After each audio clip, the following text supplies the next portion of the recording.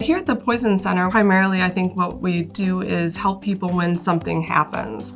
So their child gets into something and eats something that they shouldn't. Someone intentionally takes something to harm themselves. So we're really here for the public and then also for hospitals once patients are there in the emergency rooms with those sorts of exposures. We are providing expert consultation and care for all of the state of Wisconsin. And whether it's a mom who's worried about their child at home calling us or a physician who needs our help managing a case, that's what we're here for. A SPI is a specialist in poison information, so we can be nurses, pharmacists, sometimes even doctors, and what we do is we manage the Poison Center hotline, which is a 24/7 hotline where people that are healthcare professionals or members of the public can call us and ask us questions about potentially toxic exposures or information about poisons or other toxins. When a call comes into the Poison Center, one of the specialists will pick up the phone and what we do is gather a lot of information about the call. So sometimes we'll be asking a lot of questions about the name of the person calling and getting demographic information if it's related to an exposure for someone. And what we do with all that information, it's all coded and uploaded continuously into the National Poison Data System. So that can be used to track trends in poisonings. Poison Center? I'm really worried. I just took some of my husband's medications. What should I do? The National Poison Database System sweeps all the poison centers for their data. And if we start to see a sudden uptick in number of cases that a poison center is managing, that can signal that there could potentially be a new outbreak occurring in that area.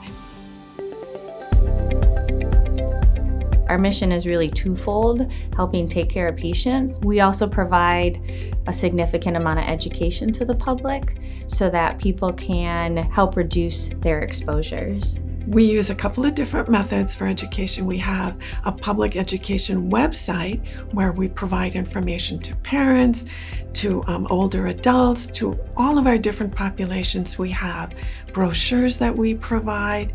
We do radio advertising. In some circumstances, we did a campaign where we put information on the side of transit buses. It just depends on which population we're trying to reach.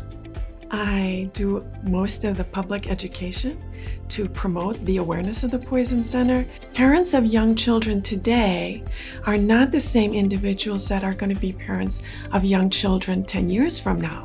So we constantly have to be educating because those populations change. How can we remind them of the service? We have a great service. It's free to everybody in the state of Wisconsin, but if they don't know to call us, then they're not going to use it.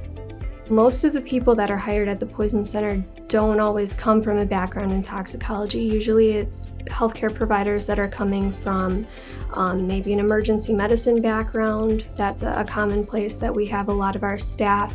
But then we take a 12-week orientation to learn about the management of all the toxicities of the substances that we get called about. We do a lot with teaching with the pharmacy and the medical students and the residents that are here. Toxicology is really complicated. It's a great opportunity for them to learn from the toxicologists that we have on staff.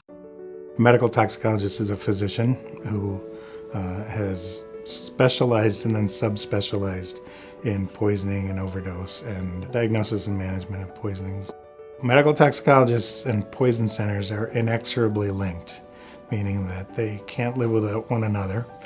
In order for a poison center to exist and be accredited and fully acknowledged as having the expertise that it should have, they're required to have medical direction from a medical toxicologist. There are only about 400 board-certified medical toxicologists in the world. We're really fortunate to have 5 medical toxicologists here and 3 clinical toxicologists as well supporting the Poison Center. So I think the Poison Centers provide an unbelievable service to the public.